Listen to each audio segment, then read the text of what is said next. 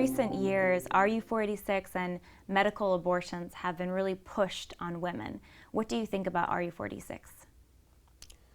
The short answer to that question is I can't understand why any woman would want to have a medical abortion, and I'll explain why.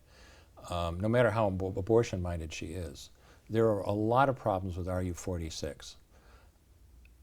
First off, a medical abortion is very distinctly different from a surgical abortion. In a medical abortion, the lady takes pills, takes her RU46 medication, and then follows it up with a second medication, typically one called Cytotec, 24 to 48 hours later. It has a significant percentage of side effects associated with it. That combination is well known to cause cramping, hemorrhaging, nausea, vomiting, and a lot of extremely unpleasant symptoms. The really interesting thing about it, though, is RU46 is FDA approved up to 7 weeks from last period. It is commonly used off-label to 9 weeks. Okay. But even at 7 weeks of gestation, the failure rate was 5% at 7 weeks. As gestation gets further along, the failure rate increases. At 8 weeks, the failure rate is, 8%. At 9 weeks, the failure rate is 10%. Imagine, you're going to go through the trouble of having this abortion. You're going to go through a significant percentage of patients will go through a lot of very unpleasant symptoms, and the abortion won't even work. And then you end up with a surgical suction D&C abortion that you could have had in the first place.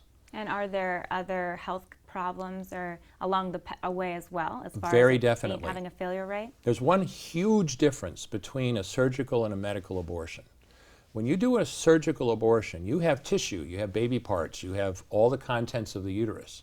And if the doctor is doing what the doctor is supposed to do, sends off that tissue to be looked at by a pathologist, who will then confirm whether or not there is pregnancy tissue, products of conception, in that specimen. You do a D&C abortion, you get back a pathology report that says there are products of conception present, you're good. You've done the procedure, you've done it correctly. In a medical abortion, there is no tissue to be examined. That woman essentially pays that money and goes through this procedure to have an induced miscarriage, which can happen at home, in her car, or anywhere else. But there is no tissue to be examined. The key there then becomes when a surgical abortion is done and no products of conception is seen, it means either the doctor missed the pregnancy entirely, which can happen, not very often, but it can, or more frequently, she has a tubular ectopic pregnancy, and that can be fatal.